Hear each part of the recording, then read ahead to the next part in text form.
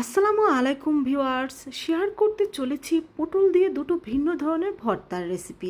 আমার এক বান্ধবী মা হতে চলেছে, তো সে আমাকে জিজ্ঞেস করেছে যে কিভাবে পটল ভর্তা করবে। তার নাকি খুব পটল ভর্তা খেতে ইচ্ছে করছিল, তো আমি ফোনে যেটুকু পারছি বুঝিয়ে বলে দিয়েছি। তবে আজকে তার জন্য মূলত এই পটল ভর্তার দুটো রেসিপি শেয়ার করা। আর এই ভর্তা গরম ভাতের পাশাপাশি খিচুড়ি দিয়ে খেতেও দুর্দান্ত লাগে। এজন্য এখানে আমি কিছু পটল নিয়ে নিয়েছি। যেহেতু দুই ধরনের ভর্তা করব, তাই পটলটা একটু বেশি নিয়ে নিয়েছি। এখন এই পটলগুলোকে আমি একটা ছুরির সাহায্যে উপরের খোসাটা এইভাবে করে হালকা করে ছাড়িয়ে নেব। আপনারা চাইলে কিন্তু একেবারে ভালোভাবে খোসাটা ছাড়িয়ে নিতে পারেন বা খোসা সহ এই ভর্তাটা তৈরি করে নিতে পারেন। তো এখানে কিন্তু আমি সবগুলো পটলের খোসা এইভাবে করে ছুরি দিয়ে সামান্য ছাড়িয়ে নিয়েছি। এখন এই পটলগুলোকে আমি ভালোভাবে পানি দিয়ে ধুয়ে পরিষ্কার করে নেব। তো এগুলোকে ভালোভাবে ধুয়ে নেওয়ার পর এখন একটা একটা করে পটল এখানে আমরা নিয়ে নেব। তো প্রথমে এই পটলের দুপাশের বোটার অংশটা আমরা কেটে বাদ দিয়ে দেব। তারপরে এইভাবে করে এই পটলটাকে আমরা কেটে নেব। এখানে মোটা চিকন যে কোনোভাবে আপনারা কেটে নিতে পারেন। তো সব পটলটা আমি কেটে নিয়েছি। এখন চুলায় একটি প্যান বসিয়ে তার মধ্যে পানি দিয়ে দেব আর দিয়ে দেব স্বাদ মতো লবণ। এখন এই পানির মধ্যে আমরা কেটে রাখা সেই পটলগুলো দিয়ে দেব। এই পটলটা আমরা এখন ভালোভাবে সিদ্ধ করে নেব। এটা হচ্ছে আমি সিদ্ধ করে এই পটলটা ভর্তা করে নেব, সেটার জন্য বসিয়ে দিয়েছি। আর এদিকে বাকি যে পটলগুলো রয়েছে সেই পটলগুলোরও এরকমভাবে আমি দুই সাইডের বোটার অংশটা ফেলে দেব এবং পটলগুলোকে ঠিক এইভাবে করে লম্বালম্বিভাবে আমি কেটে নেব। আর এই পটলগুলো দিয়ে আমি ভেজে পটল ভর্তা করে নেব। তো সব পটলগুলো এখানে আমি কেটে নিয়েছি। আলাদা একটা বাটির মধ্যে এই পটলগুলো নিয়ে এর মধ্যে আমি দিয়ে দেব লবণ আর দিয়ে দেব সামান্য একটু হলুদ। এখন এই হলুদ আর লবণ দিয়ে পটলটাকে আমি ম্যারিনেশন করে নেব। তারপরে এই পটলগুলোকে আমি তেলের মধ্যে ভেজে নেব।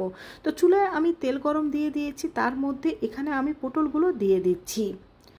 তো এই পটলগুলো কিন্তু আমি দুই ব্যাচে ভালোভাবে ভেজে নেব। আমি দুই চুলায় দুইভাবে কিন্তু এই পটলটাকে বসিয়ে দিয়েছি। এই তো সিদ্ধ করা পটলটা কিন্তু আমি মাঝে মধ্যে ঢাকনা তুলে একটু নেড়েচেড়ে দিচ্ছি, যাতে পটলের সব অংশটা ভালোভাবে সিদ্ধ হয়। এদিকে যে পটলটা আমি ভেজে ভর্তা করব সেটা একটা সাইড হয়ে গিয়েছে, আমি অন্য একটা সাইড উল্টে দিচ্ছি। তো আমরা যে পটলটা সিদ্ধ দিয়েছিলাম সেই পটলটা কিন্তু প্রায় সিদ্ধ হয়ে এসেছে। সামান্য একটু পানি রয়েছে, কিছুক্ষণ পরে কিন্তু পানিটা শুকিয়ে যাবে। আর এদিকে আমাদের প্রথম ব্যাচের পটলটা কিন্তু ভালোভাবে ভেজে নেওয়া হয়ে গিয়েছে। এখন এগুলোকে আমি তুলে নিচ্ছি। তো আমাদের পটলের পানিটা কিন্তু শুকিয়ে গিয়েছে আর আমাদের পটলটা কিন্তু একেবারে পারফেক্টভাবে সিদ্ধ হয়ে গিয়েছে। এইভাবে করে কিন্তু আপনারা দেখে নিতে পারেন যেটা সিদ্ধ হয়েছে কিনা। এখন সিদ্ধ করা পটলটা আমি চুলা থেকে নামিয়ে নেব। আর বাকি পটলগুলো কিন্তু এখানে আমি ভাজতে দিয়ে দিয়েছি। এখন একটা ব্লেন্ডারের জারের মধ্যে আমরা যে পটলগুলো সিদ্ধ করে রেখেছিলাম সেই সিদ্ধ করা পটলটা দিয়ে দেব। তারপরে এটাকে ভালোভাবে ব্লেন্ড করে নেব। এই তো আমাদের পটলটা কিন্তু ভালোভাবে ব্লেন্ড করে নেওয়া হয়েছে, একেবারে মিহি একটা পেস্ট তৈরি হয়েছে। তো প্রথমে আমরা সিদ্ধ করা পটল ভর্তা করে নেব, তারপরে ভেজে নেওয়া পটল ভর্তা করে নেব। তো সিদ্ধ করা পটল ভর্তা করে নেওয়ার জন্য প্রথমে চুলায় একটি প্যান বসিয়ে তার মধ্যে সর্ষের তেল আর কিছু শুকনো মরিচ দিয়ে দিয়েছি। এখন এই মরিচটাকে আমি 2-3 মিনিট ভেজে নেব। তো তারপরে এখানে আমি দিয়ে দিচ্ছি সামান্য কালো জিরে। কালো জিরেটা দিয়ে দেওয়ার পর দিয়ে দিচ্ছি কিছু কাঁচামরিচ কুচি। এখানে ঝালটা কিন্তু আপনাদের পছন্দ মতো ব্যবহার করবেন, তবে ভর্তায় বেশি ঝাল হলে খেতে বেশি ভালো লাগে। দিয়ে দিচ্ছি 2 রসুন কুচি আর দিয়ে দিচ্ছি পেঁয়াজ কুচি। এখন এগুলোকে আমি একসাথে ভেজে নেব, তবে একেবারে কিন্তু ব্রেস্তার মতো ভেজে নেওয়া যাবে না, এটাকে হালকা গোল্ডেন ব্রাউন করে ভেজে নিতে হবে। এই তো আমাদের সব কিছু কিন্তু ভালোভাবে ভেজে নেওয়া হয়ে গিয়েছে। এখন যে পটলের পেস্টটা আমরা তৈরি করে রেখেছিলাম সেটা এর মধ্যে দিয়ে দিচ্ছি। আর বন্ধুরা, এখনই কিন্তু তোমরা লবণটা এখানে ব্যবহার করবে না, কারণ সিদ্ধ করার সময় কিন্তু আমরা লবণটা ব্যবহার করেছিলাম। পরে যদি প্রয়োজন হয় তখন নামানোর আগে দিয়ে দেবে, তবে আমার এখানে লবণের প্রয়োজন হয়নি।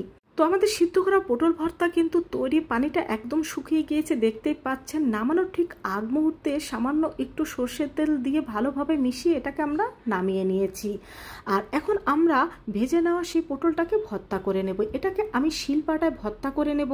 আপনারা চাইলে কিন্তু ব্লেন্ডারে এটাকে ব্লেন্ড করে নিতে পারেন, তবে শিলপাটার ভর্তার টেস্ট কিন্তু সম্পূর্ণই আলাদা, এটা খেতে কিন্তু অন্যরকম টেস্ট হয়ে থাকে। আর এই পটলটাকে কিন্তু আমি একেবারে মিহি করে ভর্তা করে নেব না, কিছুটা আস্ত আস্ত করে এই পটলটাকে আমি ভর্তা করে নেব। তো এই তো আমার পটল ভর্তাটা কিন্তু করে নেওয়া হয়ে গিয়েছে। আর এই পটল ভর্তাটা আমি ঠিক কীরকমভাবে আস্তে আস্তে রেখেছি সেটা আপনাদের দেখিয়ে দিচ্ছি। দেখুন সামান্য একটু আস্তে আস্তে রেখেছি। আর এরকম ভর্তা করে নিলে কিন্তু এই ভর্তাটার টেস্ট অনেক বেশি ভালো হয়। এখন এখানে আমি নিয়ে নিচ্ছি 3টে শুকনো মরিচ ভেজে নেওয়া, আর দিয়ে দিচ্ছি কিছুটা পেঁয়াজ কুচি। এখানে চাইলে আপনারা রসুনও ব্যবহার করতে পারেন, তবে পেঁয়াজ দিয়ে করলে কিন্তু এটা খেতে অনেক বেশি ভালো হয়ে থাকে। আমি কিন্তু এখানে কোনো লবণ ব্যবহার করিনি, কারণ ভেজে নেওয়ার সময় আমি লবণটা দিয়ে দিয়েছিলাম। তবে আপনাদের কাছে যদি মনে হয় লবণ আরেকটু প্রয়োজন রয়েছে, সেক্ষেত্রে খেয়ে দেখে নেবেন, তখন লবণ আরেকটু দিয়ে দেবেন। এখানে পেঁয়াজটাও কিন্তু আমি কিছুটা আস্তে আস্তে রেখেছি। আর এরকমভাবে পেঁয়াজ দিলে কিন্তু এই ভর্তার টেস্ট দ্বিগুণ বেড়ে যায়। এখন এই মরিচ আর পেঁয়াজের সাথে আমি ভর্তাটাকে ভালোভাবে মিশিয়ে নিচ্ছি। মিশিয়ে নেওয়ার পর দিয়ে দেবো এখানে আমি কিছুটা সর্ষের তেল। সর্ষের তেলটা দিয়ে আবার একটু মিশিয়ে নিচ্ছি। বাস মিশিয়ে নিলেই তৈরি হয়ে গেল আমাদের মজাদার সাথে আরও একটা পটল ভর্তা। তো এই তো আমার 2টো পটল ভর্তার রেসিপি কিন্তু তৈরি। বিশ্বাস করুন, যাকেই আপনি এই পটল ভর্তা 2টো রেসিপি তৈরি করে খাওয়াবেন, সে পটল না খেলেও বারবার খেতে চাইবে। আমার বান্ধবীর মতো যারা মা হতে চলেছেন, তাদের কাছে কিন্তু এই ভর্তাটা আরও বেশি ভালো লাগবে, তাই আপনারা অবশ্যই ট্রাই করবেন। গরম ভাতের পাশাপাশি এই ভর্তা 2টো কিন্তু খিচুড়ি দিয়ে খেতেও দুর্দান্ত হয়ে থাকে। তো সবাই ভালো থাকবেন, আজ এ পর্যন্তই। আল্লাহ হাফেজ।